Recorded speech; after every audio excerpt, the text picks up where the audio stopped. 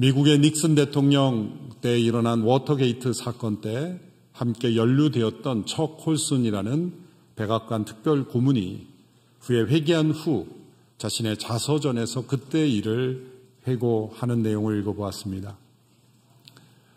미국의 최고 엘리트들이 모인 그 백악관에 10명 남짓한 사람들이 거짓 음모를 꾸몄습니다. 그들이 꾸민 그 거짓 음모를 그들은 평생 무덤까지 가져갈 수 있으리라고 생각했습니다. 그런데 조사가 시작되자 그들에게 어떤 생명의 위협이나 또 심각한 그런 절망적인 상황이 아니었음에도 불구하고 2주가 채 지나지 않자 모든 진실이 다 드러났다는 겁니다. 그때 그는 이런 교훈을 얻었다고 고백합니다. 진실을 위해서는 사람이 어떠한 희생도 감내하고 심지어 생명을 내놓을 수도 있겠지만 거짓을 위해서는 작은 희생도 할 수 있는 사람은 아무도 없다라는 겁니다. 백악관에 있는 사람처럼 힘과 권세가 없었던 예수님의 제자들, 갈릴리 사람들이 바로 예수 그리스도의 부활을 증거하고 또 예수님이 살아계시며 그분의 이름으로 능력 행하는 것을 증거했을 때 그들에게는 핍박이 찾아왔습니다. 그 핍박 앞에서 그들이 만일 있지도 않은 일을 스스로 꾸며낸 이야기라면 그들은 그 핍박을 견뎌낼 수 없었을 겁니다. 예수님의 제자들 모두가 다 순교했는데 그들이 사실이 아닌 진실이 아닌 것을 붙잡고 자신의 생명을 희생할 수는 없을 겁니다. 교회 역사에 있었던 초기 제자들, 사도들의 그 엄청난 핍박과 희생을 견뎌낸 그들의 믿음은 예수 그리스도 그분이 부활하셨으며 살아 역사하시는 또 하나의 증거인 겁니다. 17세기 프랑스의 탁월한 수학자이자 철학자인 팡세도 동일한 맥락의 말을 팡세에서 이렇게 말합니다. 어떤 이들은 예수님의 부활이 사실이 아님에도 마치 사실인 것처럼 그렇게 꾸며낸 것처럼 말한다. 만일 그렇다면 그 이후에 일어난 일들을 생각해보라. 제자들 중 어느 한 사람이라도 그것이 사실이 아니라고 있는 그대로 고백했다면 그 위에 기독교의 역사는 존재할 수 없을 것이다. 사람은 변덕스럽고 그리고 압력과 뇌물에 매우 약하다. 예수님이 십자가로 향했을 때 모두 도망하였던 그 겁쟁이 같은 제자들이 예수님이 부활하신 이후에 있지도 않은 일을 꾸며서 그렇게 말할 수 있었겠는가? 그들은 진실을 붙잡고 예수님의 부활이 진실이며 그분이 성령 안에서 그분의 이름으로 능력을 행하신다는 것이 진실이기에 그들은 순교할 수 있었다는 겁니다. 사도행전 4장에도 3장에서 일어난 성전 문 앞에 기적으로 인한 파장이 계속 이어지고 있습니다. 성전 문 앞에 40세 이상 된 아마 수십 년을 앉아만 있었던 이 사람이 예수 그리스도의 이름으로 일어나는 기적이 일어났습니다. 그 기적을 본 예루살렘의 사람들은 베드로와 요한에게 몰려들었습니다. 그리고 두 사도를 주목했습니다. 두 사도는 왜 우리를 주목하느냐? 이 일은 우리가 행한 것이 아니라 너희들이 십자가에 못 박았으나 하나님이 다시 살리신 예수 그리스도 그분이 행한 일이다. 그리스도를 주목하게 했습니다. 베드로는 여러분이 바로 회개해야 함을 강조했고 죄 씻음을 받아야 될 것을 설교했습니다. 그 베드로의 말씀을 듣고 회개한 이가 오늘 본문에 보면 남자의 수만 5,000명 가량이 되었다고 합니다. 그 당시에 어떤 인구를 숫자를 셀 때 성인 남자의 수만을 셌던 관례에 근거한다면 적어도 8,000명, 10,000명 정도의 사람이 이 사건 이후에 예수님을 믿게 되었다는 것입니다. 이것이 첫 번째 물결입니다. 이 놀라운 기적으로 인하여 몰려든 사람에게 베드로가 말씀을 전하고 그 베드로의 말씀을 듣고 회심하고 구원받고 예수님의 이름을 믿는 이들의 물결이 일어난 것입니다. 그러나 또 다른 물결도 일어났습니다. 그것은 바로 진실을 가두려는 사람들의 물결입니다. 수많은 사람들이 기적을 보고 예수님을 믿고 있음에도 불구하고 그 기적이 일어났다는 것이 사실임을 알면도 불구하고 또 수많은 사람들이 예수님을 믿고 있다는 것을 보았음에도 불구하고 그 물결을 막으려고 하는, 진실을 가두려고 하는 사람들입니다. 오늘 본문에 보면 제사장들과 성전 경비대장 그리고 대제사장 사두개인들, 이런 사람들이 나옵니다. 성전에서 일어난 일이기에 그들이 가장 먼저 보았을 겁니다. 이들은 마음이 몹시 불편했다고 했습니다. 놀라는 것이, 그리고 많은 사람들이 회심하는 것을 보고 놀라는 것이 가장 앞선 감정이어야 될 텐데 이들은 왠지 불편했습니다. 그리고 베드로 의원을 잡아 가두었습니다. 저녁에는 재판을 할 수 없기에 하루가 지난 그 다음날 아침에 6절에 보면 대제사장들이 모여듭니다. 대제사장 안나스, 가야바, 요한, 알렉산더, 대제사장 가문의 사람들, 이들이 모였다는 겁니다. 그 다음날 아침 왜 이들이 모였을까요?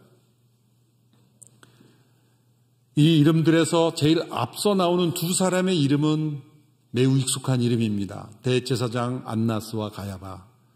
예수님의 십자가의 죽음에 직접 관련된 사람들. 본디오 빌라도가 십자가에 예수님을 넘겨주도록 뒤에서 압력을 가한 이들이죠. 이 안나스라는 사람이 중요한 것은 로마 총독에 의해서 가장 먼저 임명된 대제사장입니다. 그 전에는 다윗 왕국 시대부터 내려온 사독의 후예들이 대제사장을 이어받았습니다.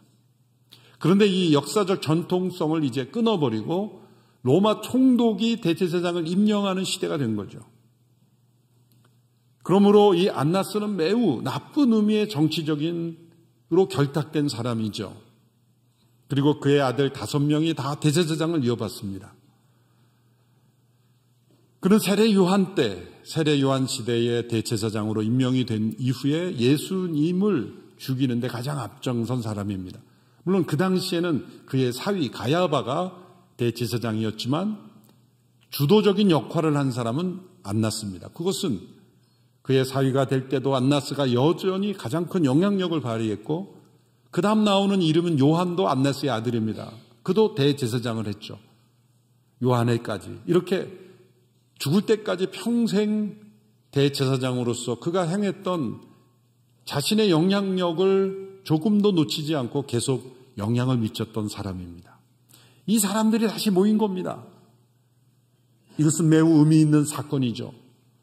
이들만 모인 것이 아니라 사내들이라고 하는 당시의 최고 권력기구까지 같이 모인 것입니다. 왜 이들이 모였습니까? 성전 문 앞에서 일어난 기적, 그리고 수많은 사람들이 믿게 되는 이 놀라운 역사에 대하여 이들은 그것을 막기 위해 모인 것입니다. 그것을 확인하고 격려하고 지지하고 축복하기 위해서 모인 것이 아니라 예수 그리스도를 믿는 회심의 물결, 예수 그리스도의 부활이 증거되는 물결을 가로막기 위해 모인 것입니다. 왜 이들이 진실을 가두려고 하는 것일까요? 첫째는 진실이 알려지면 자신들의 불의와 거짓이 드러나기 때문이죠. 예수님을 십자가에 못 박은 이유와 동일합니다. 예수님이 말씀을 전했을 때 그 말씀은 권위가 있었고, 권위가 있는 까닭은 예수님의 마음이 진실하셨고, 위선이 없었고, 보이기 위한 것이 없었고, 그리고 그분이 하나님의 아들의 신성이 있었기 때문이죠. 그러나 당시에 대제사장을 비롯한 바리새인들은 외식과 위선으로 가득했고, 그리고 그들 안에 있는 부정과 불법이 예수님으로 인해 드러날까 봐 그들은 두려웠고, 그래서 예수님을 십자가에 못 박은 겁니다. 또한 진실이 알려지면 자신들이 가지고 있던 권력과 이권을 지키기 어려웠기 때문입니다. 당시에 성전을 중심으로 한 엄청난 종교적 비즈니스가 일어나고 있었습니다. 예수님이 성전에 들어가셨을 때 성전에서 돈을 바꾸는 자들과 또 재물을 파는 자들을 뒤집어 엎으셨다 그랬습니다. 당시에 이 사두개인들이 성전을 관리했고 그것을 대제사장이 총괄했는데, 성전세라는 게 있었는데 그것은 일반적인 화폐로 내는 것이 아니라 성전세로만 받는 토큰 같은 게 따로 있었습니다. 그 교환을 해야 되는 거죠. 그 교환할 때 비용을 받는 겁니다. 엄청난 이득을 거기서 취했죠. 또 다른 것은 재물을 통한 이득입니다. 사람들이 이제 절기에 따라 제사를 지낼 때 레위기의 율법에 따라 흠없는 재물을 드리려고 아마 가정마다 경건한 유대인들은 뭐 비둘기든 염소건 양이건 흠없는 그러한 율법에 정한 재물을 잘 관리하여 가져왔을 겁니다. 그런데 이 성전을 관리하는 이들이 불합격 처분들을 내린 겁니다. 그런데 그 옆에 있는 성전 매점에서 파는 재물은 흠이 많아도 무조건 합격을 시켜주는 겁니다. 그러니 누가 집에서 귀찮게 멀리서 그걸 가져오겠습니까? 다 성전에 와서 그냥 사면 되는 겁니다. 그처럼 성전에서 이루어지고 있는 엄청난 이런 불법과 불의를 예수님이 성전에 들어가셔서 이렇게 책망하며 뒤엎으신 겁니다. 너희들은 기도하는 집을 강도의 소굴로 만들었도다. 바로 그 정점에 있는 사람이 대제사장이며 또 그 밑에 있는 이들이 사두개인들이었습니다. 지금 베드로와 요한이 이 성전 문 앞에서 일으킨 이 기적을 통해서 많은 사람들이 그 말씀을 듣고 회개하고 돌이키는 이것이 그들에게는 엄청난 위협이 되었기에 베드로와 요한을 잡아가둔 것입니다. 신문하는 겁니다. 너희들이 누구의 권세와 이름으로 이런 일을 행하는가? 겉으로 볼 때는 대제사장의 허락이 있어야만 성전에서 가르칠 수 있다라는 합법성을 지적하는 것이지만 실상은 두려운 것입니다. 예수님을 두려워했던 것처럼 예수님의 이름으로 행해지는 일들이 두려웠던 겁니다. 그들은 강한 사람처럼 보였지만 실상은 약한 자들이었던 겁니다. 베드로와 요한은 비굴하게 물러서지 않습니다. 우리가 성전 문 앞에서 이 사람을 일으킨 것은 선한 일이다.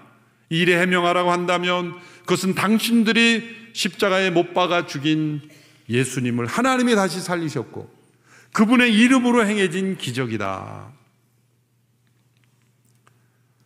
고침받은 사람이 그 베드로와 요한 옆에 있었기에 이들은 아무 할 말이 없었습니다. 그래서 둘을 내보내고 이 사람들을 내보내고 다시 회의를 합니다. 우리가 이 일을 어떻게 처리하면 좋을까? 그들이 결론을 내린 것은 이제 이 사람이 기적으로 회복된 것이 예루살렘의 모든 사람들이 다 아는 일이기에 이 자체를 우리가 부정할 수는 없다. 우리가 이 시점에서 할 수 있는 일은 더 이상 전파되지 않도록 하는 일이다. 그래서 베드로와 요한을 다시 부릅니다. 협박을 합니다. 명령을 합니다. 다시는 예수 그리스도의 이름으로 전하지 말라. 베드로와 요한은 굴하지 않습니다. 하나님의 말씀에 순종하는 것과 당신들의 말에 순종하는 것, 그중 어느 것이 더 옳은 것인지, 하나님 보시기에 어느 것이 더 옳은 것인지 스스로 판단해 보시오. 우리는 보고 들은 것을 말하지 않을 수 없습니다. 보통 대담함이 아닙니다. 왜냐하면 당시에 이런 대제사장과 산헤드린에 불려가면 어떤 사람도 정직하고 용기 있게 말하기 어려웠습니다. 당시의 산헤드린은 오늘날의 자유국가에서 있는 입법권, 사법권, 행정권을 다 가지고 있는 3권을 다 가지고 있는 기구였습니다. 그 정점에 대제사장이 있는 거죠. 그런 무시무시한 권력 기구 앞에서 담대하게 대항하고 우리는 보고 들은 것을 말하지 않을 수 없다라고 말하는 것은 담대한 용기인 겁니다. 무엇이 이 두 사도로 하여금 이렇게 용기 있게 말할 수 있게 했을까요? 무엇이 이들이 그 당대의 불법적인 권력자 앞에서 담대하게 저항할 수 있게 하였습니까? 그것은 그들이 예수 그리스도의 부활과 그분의 이름의 능력이 있다는 진실을 알고 있었기 때문입니다. 그들이 전하고자 했던, 그들이 전할 수밖에 없던 진리는 무엇입니까? 그것은 바로 예수 그리스도 그분의 이름만이 구원 얻을 수 있는 이름이며 하나님께서 그분 이름 외에 다른 이름을 주신 일이 없다는 진실입니다. 사도행전 4장 11절 12절의 말씀을 우리 같이 함께 읽겠습니다. 시작. 이 예수는 건축자들이 버린 돌이지만 집 모퉁이의 머릿돌이 되셨습니다. 예수 외에 다른 어느 누구에게서도 구원을 받을 수 없습니다. 하나님께서는 하늘 아래 우리가 구원을 받을 만한 다른 이름을 우리에게 주신 일이 없기 때문입니다. 두 번씩이나 부정으로 강조하는 거죠. 다른 이름은 없다. 구원 얻는 일은 다른 일 주신 일이 없다. 최고의 강조를 하고 있는 것입니다. 오직 예수 그리스도의 이름만이 구원 얻는 이름임을 선포합니다. 베드로와 요한은 그 당시에 불법적인 지도자들에게 당신들의 비리가 이렇게 문제가 많다, 그런 어떤 사회 정의를 실현하려고 하지 않습니다. 그것은 타협했다는 게 아니라 그보다 더 시급하고 더 중요한 일이 있기 때문이죠. 그것은 예수 그리스도의 이름의 능력을 선포하는 일이었기 때문입니다. 여러분, 이 선포가 우리의 믿음이 되어야 될 줄로 믿습니다. 다원하던 이 시대에 다른 이름에는 구원이 없다고 말하는 것을 사람들은 배타적이고 그리고 독선적이라고 말합니다. 그러나 여러분, 참된 진리는 배타적입니다. 참된 진실은 독선으로 보일 수밖에 없습니다. 여러분, 수학 공식들에게도 정확한 해답이 있는 것은 다른 답이 없는 것입니다. 세상의 모든 것이 다 상대적이라고 말하는 것은 거짓말입니다. 움직이지 않는 절대의 진리가 반드시 있는 것입니다. 여러분, 세상의 어느 종교의 구원을 말합니까? 영원한 생명을 말합니까? 죄로부터 온전히 자유케 됨을 말합니까? 오직 예수님만이, 그분의 이름에 부여하신 하나님의 구원 계획만이 인간의 근본적인 죄의 문제를 십자가에서 해결하시고 영원한 생명을 주시며 그분의 나라로 인도하신다는 진리만, 그분에게만 그 진리가 있는 것입니다. 공자님은 죽음의 일을 질문하는 제자에게 이렇게 대답했습니다. 내가 살아있을 때의 일도 알지 못하고는 어찌 죽음의 일을 알겠느냐. 정직하고 겸손한 대답이죠. 가우타마 붓다는 죽음 이후의 일을 질문한 제자에게 nothing이다 그랬어요. 그러나 예수님은 말씀하셨어요. 나는 길이요 진리요 생명이니 나를 믿는 자는 죽어도 살겠고 살아서 나를 믿는 자는 영원히 죽지 아니하리라. 오직 예수님만이 영원한 생명을 말씀하셨고 죽음을 넘어선 생명을 주신다고 말씀하셨고, 그리고 죄의 대가를 온전히 담당하시고 그리고 죄로부터 자유케 하신다는 용서를 말씀하신 것입니다. 오직 예수님만이 구원의 길인 것은 하나님께서 그분을 통해서만 세상을 구원하심이 나타났기 때문입니다. 오늘 우리는 이 예수 그리스도에게 주신 하나님의 구원의 능력을 체험한 우리들입니다. 이제 사도 베드로와 요한에게 있었던 이 담대한 믿음이 오늘 우리에게 있어야 합니다. 세상의 어떠한 압력으로도 환경으로도 진실을 가둘 수 없습니다. 그러나 가두어지는 경우가 딱 한 가지 경우가 있습니다. 그것은 진실을 아는 사람이 침묵할 때, 그것은 가두어지는 것입니다. 베드로와 요한은 이 고난과 핍박이 사도행전에서 처음 시작되는 이 시점에서 우리는 보고 들은 것을 말하지 않을 수 없습니다. 담대히 말하며 다른 이로서는 구원 얻을 수 없습니다. 오직 예수 그리스도 이름만이 구원 얻는 이름이라는 것을 담대하게 말했습니다. 이 담대함이 저와 여러분에도 있게 되기를 축원합니다. 오늘 본문 19절 20절을 읽고 마치겠습니다. 함께 읽겠습니다. 시작.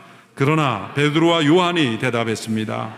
하나님의 말씀보다 당신들의 말에 순종하는 것이 하나님 보시기에 옳은지 스스로 판단해 보십시오. 우리는 보고 들은 것을 말하지 않을 수 없습니다. 이 고백이 우리의 고백이 되기를 축원합니다. 기도하겠습니다. 하나님 아버지, 우리를 구원하시는 그 은혜, 예수 그리스도의 이름으로 우리를 구원하시는 은혜에 감사를 드립니다. 다른 이로서는 구원 얻을 수 없으니 오직 그분의 이름만이 우리의 능력이 되게 하여 주시고 우리의 삶의 비밀이 되게 하여 주시옵시고 그분의 이름을 증거하는 담대한 증인들이 다 되게 하여 주옵소서. 예수님의 이름으로 기도하옵나이다. 아멘.